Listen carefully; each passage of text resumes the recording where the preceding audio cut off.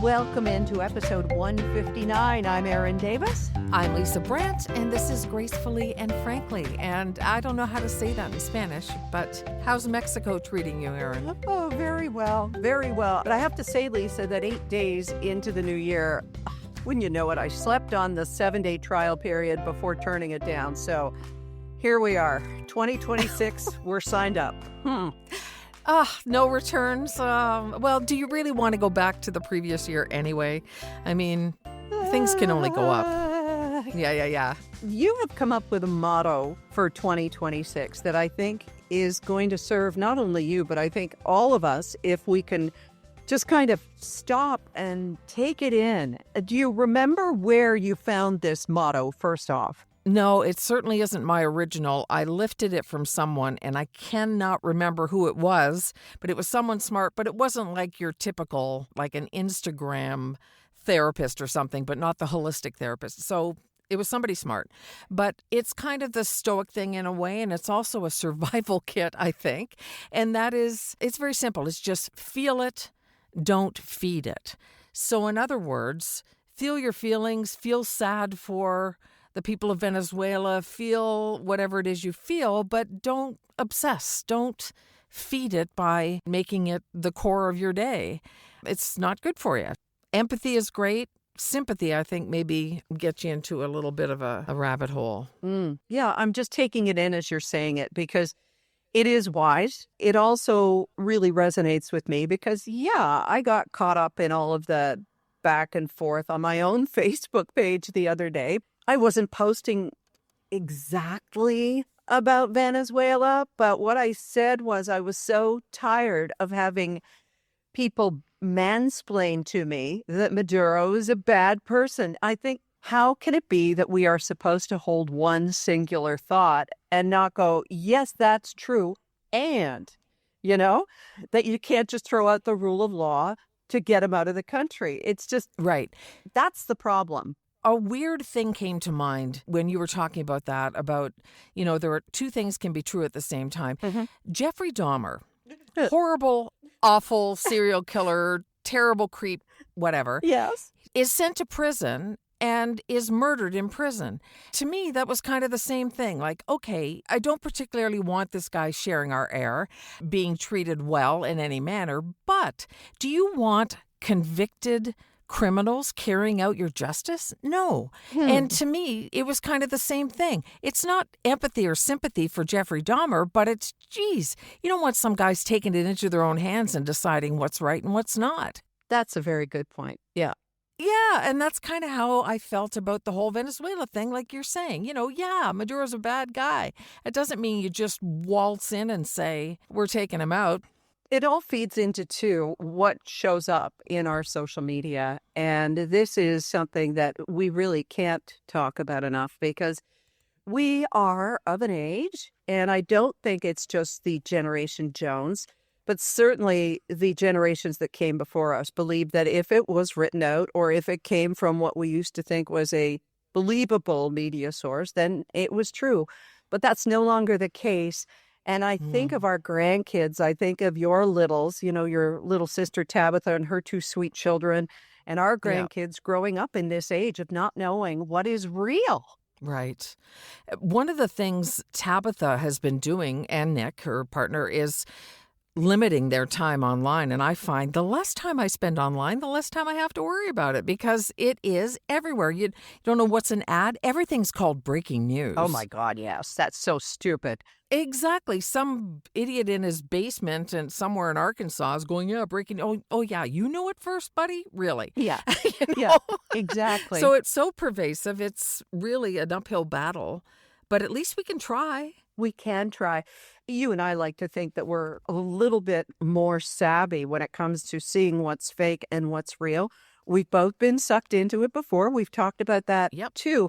And it occurred to me that after a long and drawn-out conversation with somebody on my Facebook page who called herself Judith, and I went and looked, and she lives in, Bradford or, an area around Toronto. So right away, my mind thinks, okay, she's a former listener. I'm going to treat her with respect. And then the more I looked at it, the more I thought, wait a minute, this isn't a real account. She had one friend, which I'm not saying that if you have only one friend on Facebook, that you're not a real human being, because we all measure Right. our connections in different ways. But that's one of the high risk signs. And a few of the others are the account is recently created. Yeah. If you see somebody who says first thread and then you look and it's a bunch of numbers, there's no picture, and Mm. often it's two first names as well. Those are true red flags. They have very few friends or thousands of friends with no interaction. Their profile photos look like they came from stock footage somewhere. Their timeline is empty or only political reposts. Their posts are disabled or comments are turned off, and their bio is vague or generic. And if they have Mm. photos on their site with no tags, comments, or casual friends interacting, that is also a really big tell. Now, all of this is to say that you really kind of have to do your due diligence before you let Fred Frank 97235 tell you that you're an idiot. Yeah. You feed it rather than feeling it, deleting it, blocking it. This is, again, what you're saying. Right. Because I don't care if Fred 976 whatever thinks that I'm an idiot. They just do not matter to me. They're not part of my life. But it's hard for some people to believe that there are people over in Africa or in India or in Quebec or wherever it is they are, Toronto, manning some of these accounts just to get a rise out of somebody or just to further a point of view and make sure that it gets out there. And it's hard to imagine that somebody would be that devious. Like, we used to be able to rely on our gut feeling about stuff out there. And you just can't anymore, because even the stuff you agree with could be absolutely fake, So it's a whole new world out there. It really is. And the ones who are just trying to stir up engagement, whether it's with something incendiary or it's something as simple as, I hate strawberries in ice cream. What do you hate? Yeah. It's just like you're just trying to get responses so that you get paid for it. But what's really, really tricky is how many of these bot farms are being bought and paid for by political parties who do not have our country, especially, and our interests at heart. So we really have to look out, because I think we tend to think, oh my God, so many Canadians think this country is broken. No, they don't. It's just the proliferation of comments in your feed that say so that make you think it's so. Do a little looking, and you'll find the truth in there somewhere. Or feel it, don't feed it. That just, oh my gosh, that really is simple and profound. Block and move on is the most wonderful thing that you can do. I put up a video a while ago, as you recall, and one guy went on there and basically called me ugly and stupid and whatever. And I laughed so hard. I thought, wow, I've got a troll finally, because I don't get much negative stuff. But me on my own, I don't have the number of followers you have. I don't have the number of eyes on me. So it's very easy for me to slip something out and get away. I did delete that video, however, though. Why? I don't even know why I put it up. Oh. It's not like me to do a negative review. I sort of used to have it was an unwritten rule that if I didn't like something, I just wouldn't talk about it. And if I liked it, I'd rave about it. And this was just Landman. It's just a TV show. It doesn't really matter. But the trolls are out there, and they're looking for us. Well, I did find something helpful, other than having to do your due diligence and all of us turning into Jessica Fletcher from Murder, She Wrote, or whatever. Here it is. I'm on Threads. I like Threads a lot. I tried the platform Blue Sky, and there is very little interaction there, so I'm not giving it so much of my energy, because you have to figure out where you're going to put your energy, right? Mm-hmm. I asked, and you can do this. You can block certain words. You could block MAGA. You could block, well, whatever you want. You could block potato salad if you want. Although why anyone would, I don't understand. But anyhow. Me neither. Yeah. Sure. And even AI on Threads. And it said, okay, you will have a break from it for 3 days. So what happened yesterday, Lisa, I saw this post from a woman who did a before and after picture of herself, 250 pounds lighter. And I thought, good for her. She's on GLP. She explained why. She explained everything that hadn't worked for her, that only 5% of dieting or changing your dietary practices without medication works, which was a big number. But I went through the comments just to see, and do you know, there was not one negative comment. And I went, okay, this is really unusual.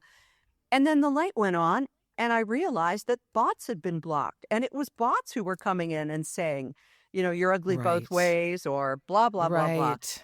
It was bots, Lisa. And I looked at another topic last night, fully expecting to see the negativity to kick in, because I will just go in there and block them. But there wasn't one. And I thought, oh my God, this is the algorithm at work. It works. Wow, that's Yeah. pretty cool.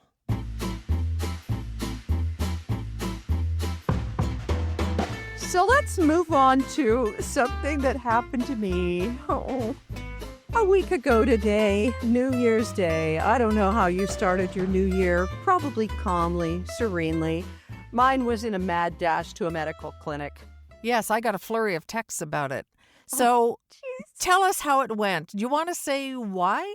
Well, I want to keep this kind of delicate. So here we Okay. go.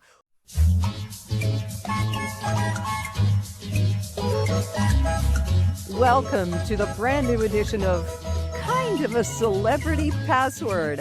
I'm Erin Davis, and our first guest today, Lisa Brandt. Welcome, Lisa. Thanks. I'm so happy to be here. I was never on a plane before, and it's really nice to get out of Paducah. Nice to have you here from Paducah. All right, we are going to play Medical Password. Are you ready for your first clue? All right. The category is conditions that send you running to a clinic. Here is your first password.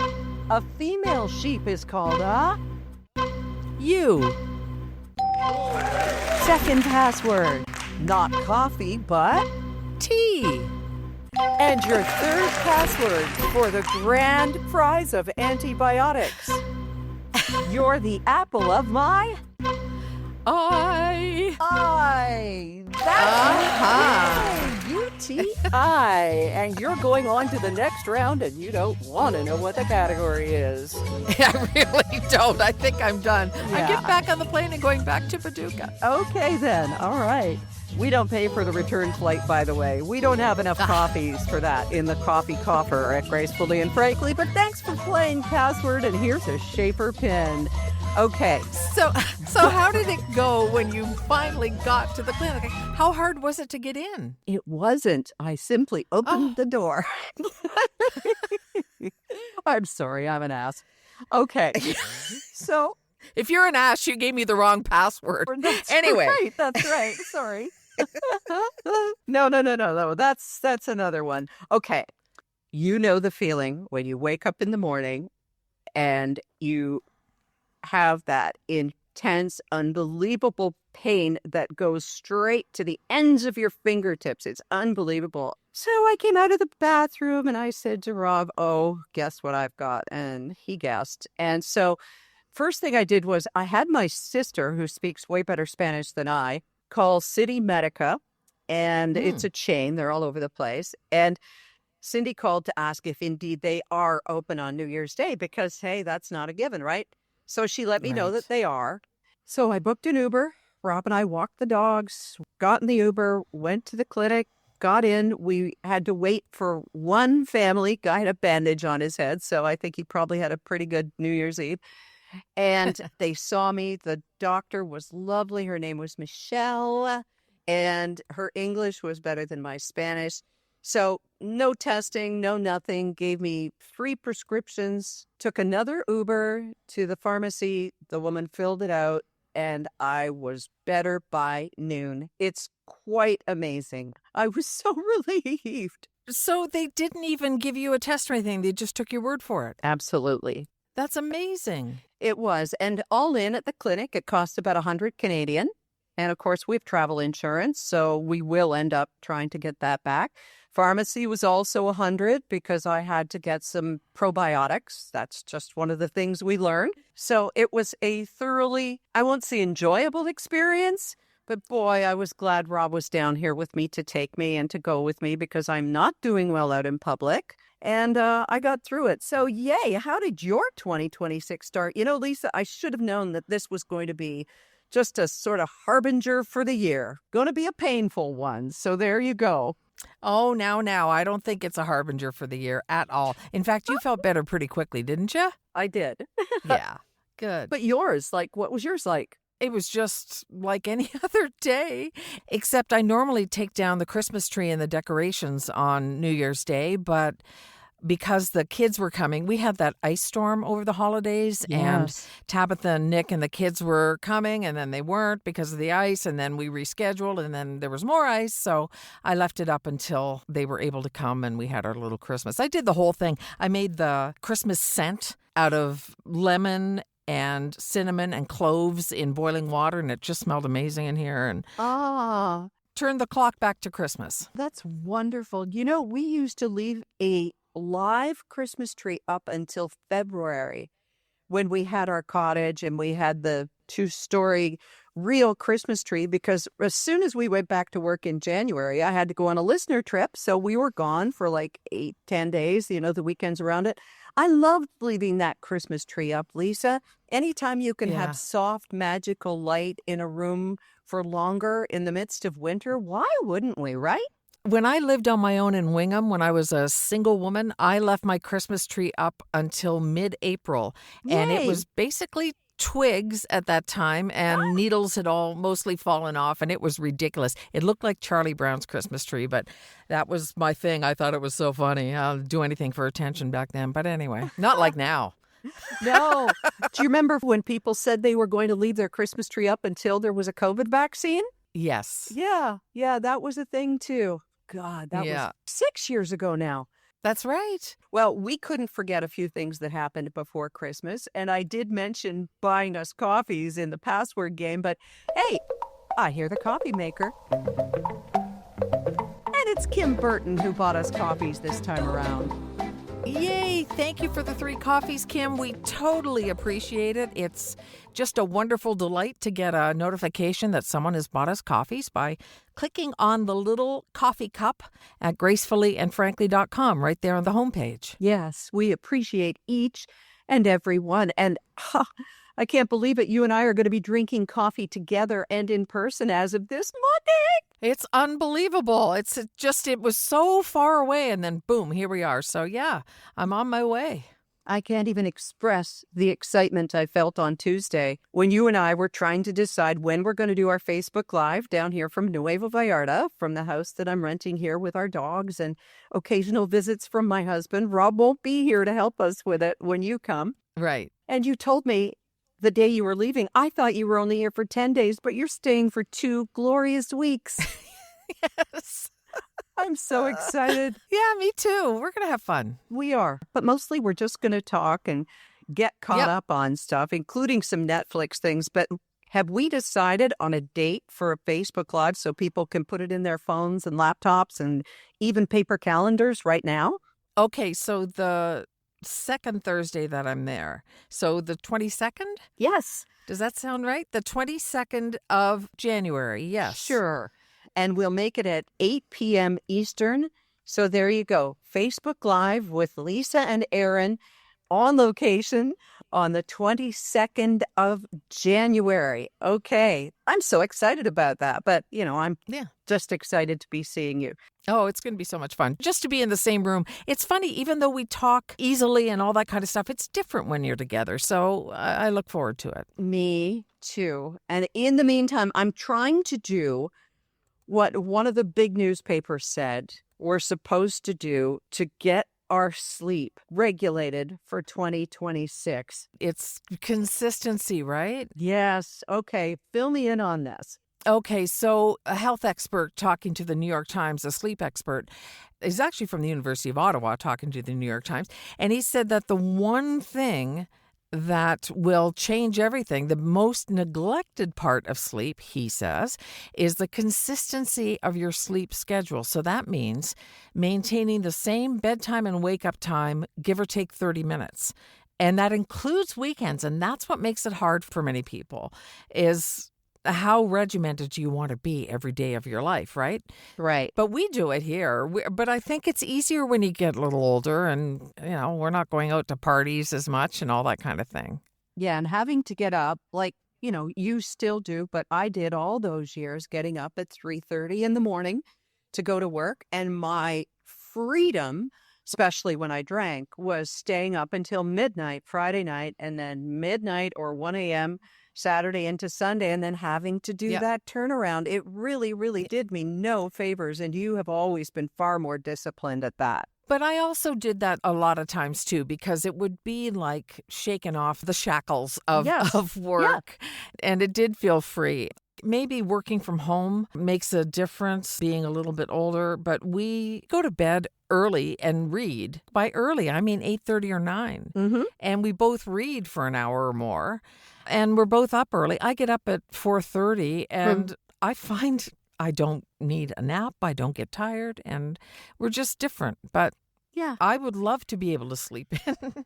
So if you could teach me how. Oh, no, wait, it's supposed to be consistent. Wait. Right. Yeah. So consistency is the key. Do they say why? Yeah, because apparently studies are showing that those who deviate from a consistent sleep schedule have a higher risk of all the biggies: cardiovascular disease, obesity, mental health issues, dementia.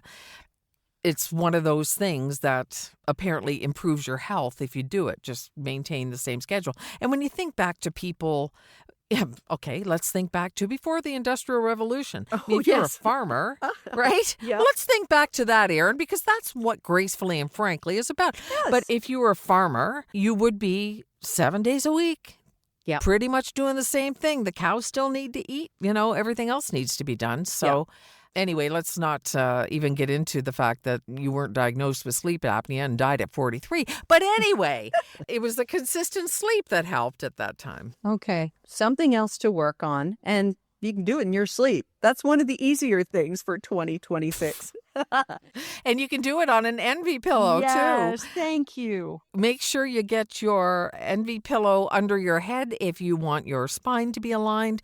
If you have a neck problem like I do, where there's pain from a couple of previous car accidents, and because of the way the pillow curves and the fact that it's natural latex, not memory foam, but it has the same sort of qualities to it in the way it supports your neck, it squishes with your head and then bounces back up. So you get a whole new pillow again in the morning. It's wonderful. It truly is. And you can borrow Rob's while you're here or bring your own. Yay! Yeah, bring your own. It probably has your essence on it instead.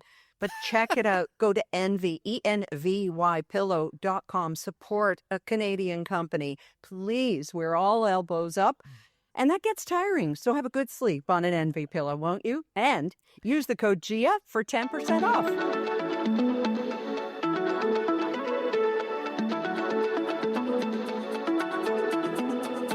So while you're here, Lisa, we're going to be catching up on a few shows that I've been holding off watching with you. But because you don't have Apple, I went ahead and watched the latest season of Severance. Rob and I did last week. Yeah. I watched the first one and we're kind of missing the second one. Was it good or not? Oh, it was great. And I'll watch it again with you if you want. But here's the problem. Episodic TV has turned into such a slog that it felt to me like doing homework, like I had an assignment to watch the second season, because I don't remember what happened 2 weeks ago on a TV show that I left on the PVR at home. Never mind something that was out 2 years ago or 3 Right. even. And Yeah. we ended up watching on YouTube some guy who went through a 35-minute recap of the whole first season. Thank goodness. So that we Oh. could pick it up 3 years later. It's insane. Yeah, when I'm thinking about it now, I think of little bits and pieces, but I don't remember exactly what happened in the last episode. So yeah, that would be helpful. It is a slog.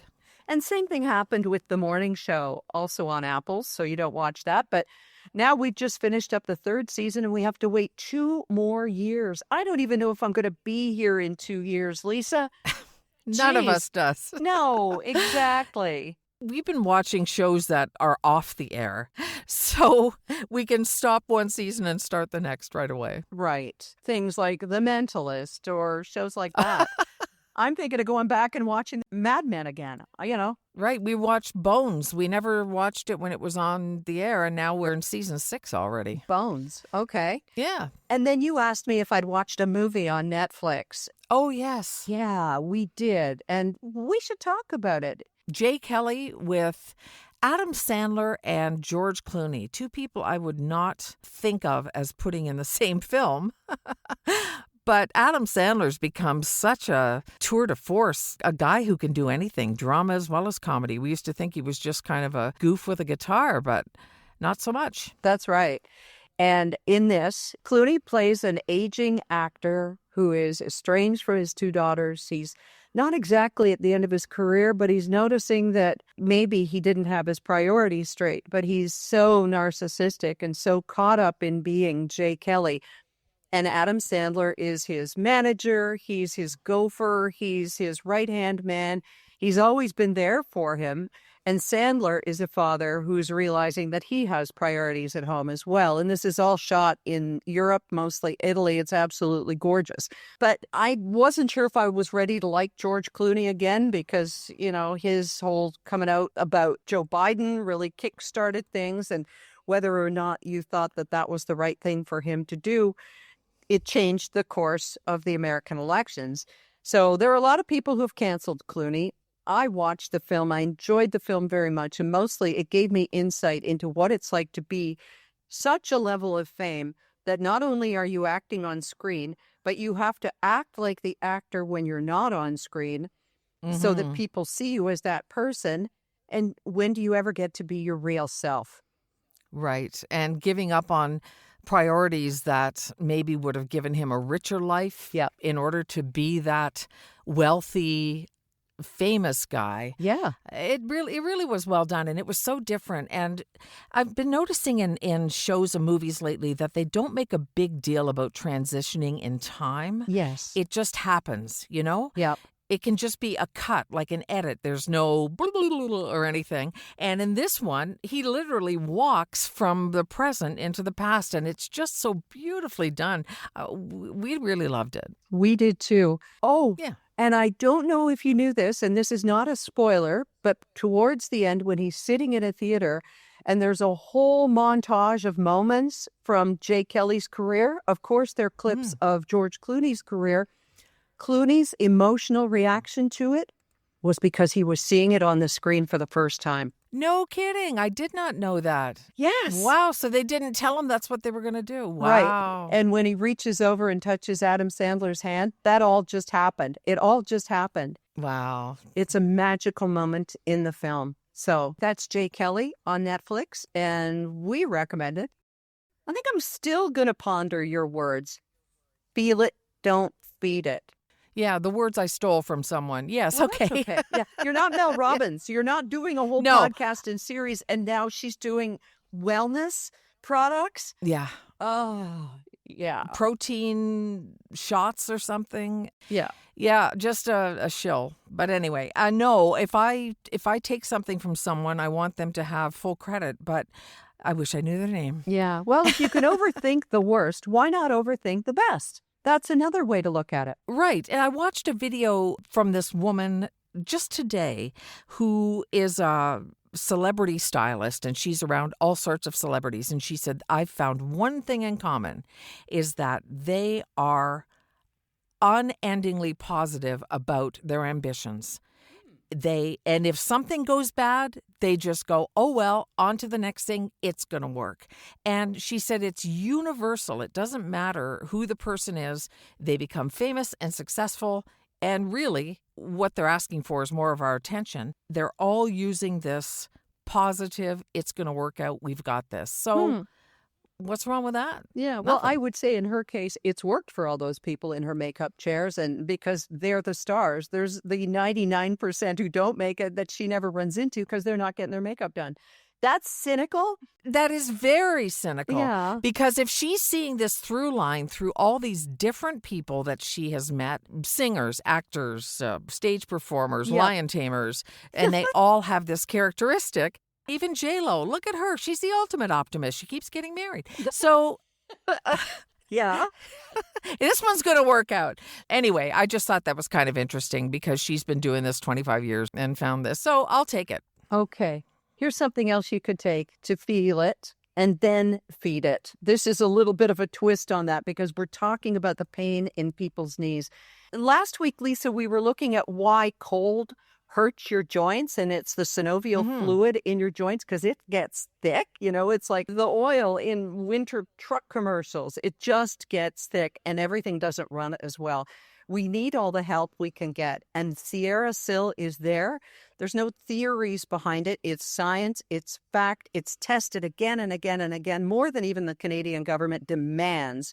And it works. Read the testimonials. Hear from people like me, from Rob. You can't hear from our dogs, but our elderly dogs certainly found differences with the Sierra Sil pet shoes that they were on. So go to the website and look at what they are. We tend to cheap out when it comes to ourselves. Oh, those multivitamins are so expensive. Or, oh, I can't take that because it's the cost of a latte a day or something, or even less.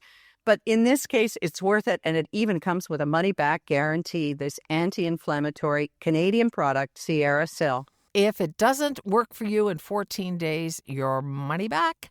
Check them out at sierrasil.com, Sierra like the mountains, SIL.com. Use the GF code to get 14% off your purchase.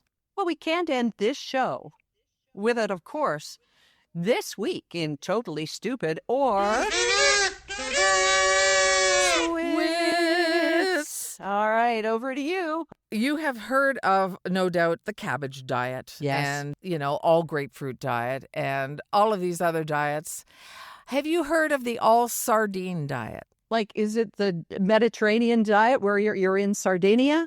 No? No, you eat only sardines. So this scientist gave it a shot because he wanted to see if it would work and put you into ketosis, which it did. So it's kind of a keto diet, but it's sardines only. And then he found he wasn't getting much energy, so he added olive oil to his oily sardines and then found he was getting energy. But the number one problem with this, one, you have to eat only sardines. He lost 6 pounds in a month, and he said his blood was more like a dolphin's than a human's. Had so much omega-3 in it. Okay. But the other thing was his girlfriend distanced herself from him, so he started taking note of how often she refused his kisses. And it ended up being, it got worse and worse and worse. I guess he smelled like a fish. But apparently this is not completely unheard of, that there are some people who do keto this way, Erin. All sardines just to lose some weight. Yeah. I promise not to do that when you come. I promise. I don't have a sardine in the house. I promise you won't do it ever because I will email Rob and beg him to please hold you down and put some cheese in your mouth or something so you vary that diet. That's ridiculous. Oh, my God, the all sardine diet. But to be fair, the cats in the neighborhood must have just loved him. Jeez. And he always was waiting with bated breath. Well, the next time we're together, we'll be recording in the same house. You are flying here from Hamilton on Monday. I pray to God, Lisa, you are not on one of those WestJet flights with the new seating arrangement. I'm done with WestJet. Do you know, when I saw that viral video of the woman with the tiny seat area, that's what I was in on my way to Calgary. And I was trying to explain it to people, saying when the woman put her seat back an inch, I couldn't move. And I don't think people believe me until this woman's video went viral. And you see how little room she has. They've reconfigured their planes. I'm done with them. Done. I'm flying Porter. Oh, I love you. I love Porter. And I'm even going to take the Uber and meet you at the airport. So don't take a ride from strange men. Oh, all right. No matter how handsome they are. I will see you soon. You will. And don't forget to go to gracefullyandfrankly.com. All kinds of neat stuff there for you. Join us at our Gracefully and Frankly Facebook page. And of course, on January 22nd, 8 p.m. Eastern Time, we'll be doing a Facebook Live. All right. Talk to you next week, Lisa. In person. You bet. Okay. Bye. Bye.